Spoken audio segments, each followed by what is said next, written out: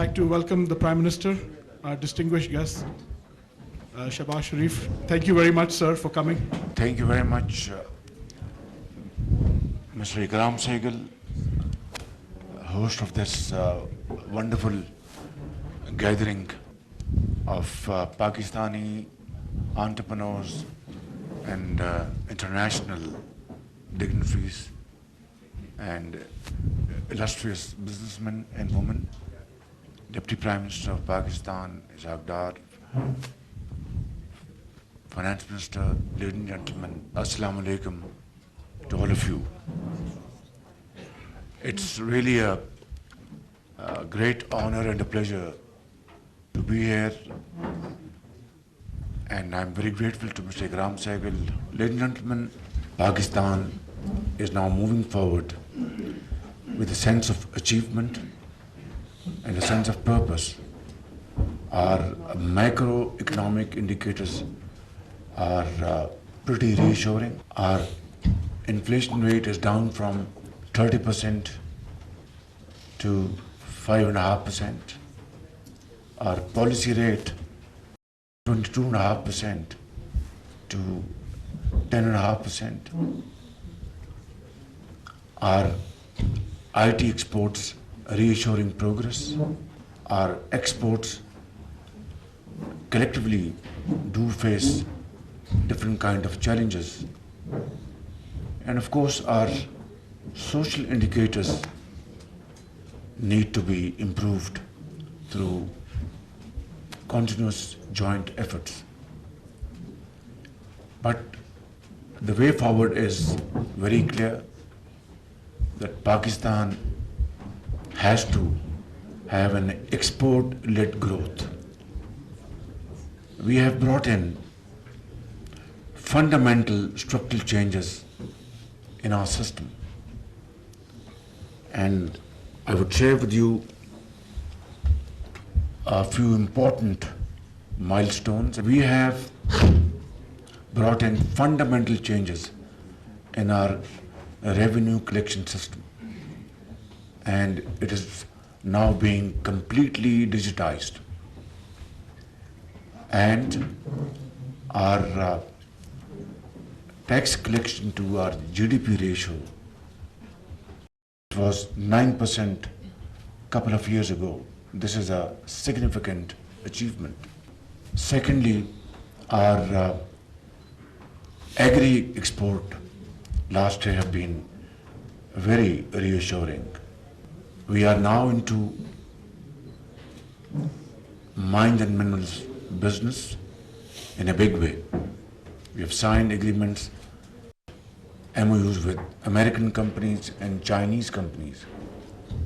And Pakistan has been blessed by Allah Almighty with infinite natural resources, still buried in the heap of mountains in north of Pakistan, Gilgit-Baltistan, Azad Kashmir, the province of KP and Balochistan.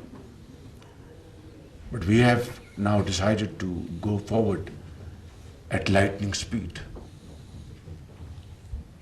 And we are also moving speedily in the field of crypto, AI, IT. And our IT exports have shown remarkable progress in the last few years. In that, we brought a lot of instruments which have facilitated IT exports, which stand at $3 billion annually officially. And our youth bulge is a challenge as well as a great opportunity.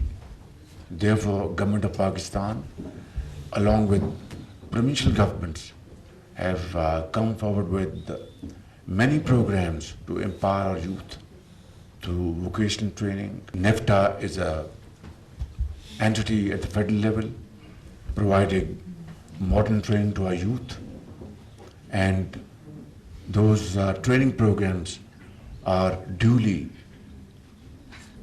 vetted by third-party audits, and combined with that is international certification. And as a result, our youth getting ready, productive employments in Gulf states and other parts of the world, because they are highly qualified and highly trained, as I said, certified by international companies in this field. With China, we have strong economic connections, and now we have built relations with the United States. And as I said earlier on, in the field of mines and minerals, there is great hope that we are going to cooperate with each other in a big way. In counterterrorism, we are going to cooperate with each other in a big way. In IT, in AI. So I think time where we are going to take off rapidly in agriculture, in industry, in mining industry, AI and IT. And I think our future is very promising. I have no doubt about it. Couple of more things which should be soothing to your ears, those who believe in Pakistan's strength, that this government is moving forward with complete transparency. For example, we just had privatization of Pakistan International Airlines, which is a national asset. Unfortunately, in the last few decades, it had received setbacks, and now this has been bought by private sector in Pakistan.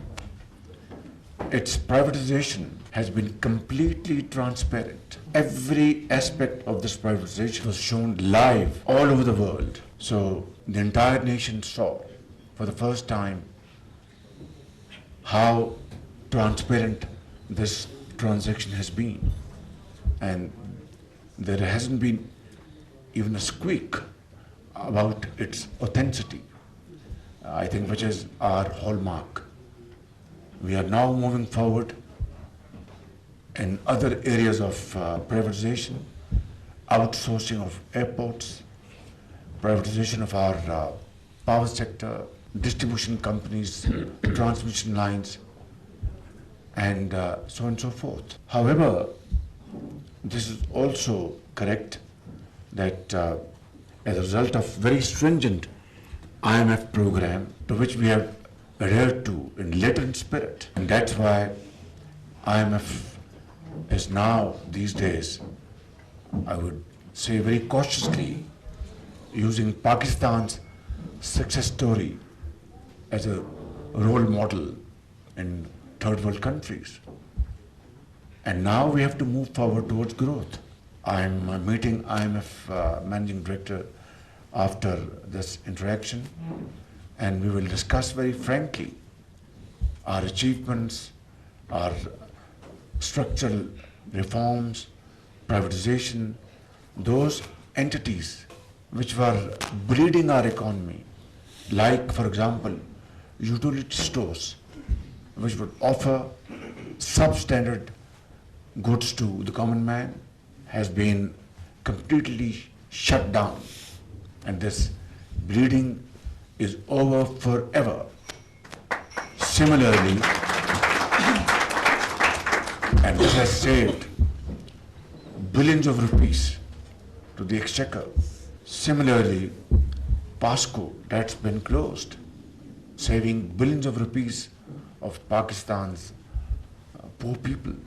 Similarly, PWD has been closed. There have been challenges, pressures from vested interest in the form of protest, but we were absolutely unwavering in our commitment that if we did not do this, it will not be fair to ourselves and to the people of Pakistan.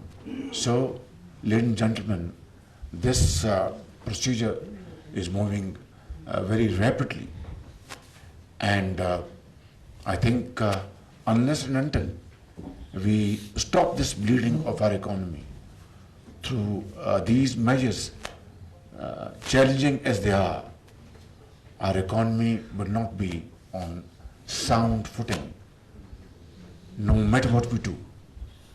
So I think this is a result of collective efforts, and it may sound to you a bit odd But I have to say, with fullest force at my command, that these achievements have been made through collective efforts, through teamwork, and that means that complete harmony between political hierarchy and military hierarchy. If we have to get rid of our mounting debts, both foreign and internal, if we have to alleviate poverty, unemployment, if we have to make our country prosperous and progressing by every moment, then there has to be a sense of understanding between various stakeholders, a sense of ownership, and a sense of purpose to move forward. Inshallah, Pakistan is at a cross point where it is about to take off in terms of its growth, because we are a country with 240 million people. We are a country with a youth bulge, which, as I said, is a great challenge as well as an opportunity. And we are absolutely committed to convert this into an opportunity by providing them all those tools and opportunities which will make our country great. We will meet challenges on the way. We'll have a bumpy road on the way. But as long we are committed to serve the country with untiring efforts and with our blood and sweat, I have no doubt that we'll see and meet our destination one day soon. Through untiring efforts, selfless sacrifices, and of course, through unity of thought and action. Thank you very much.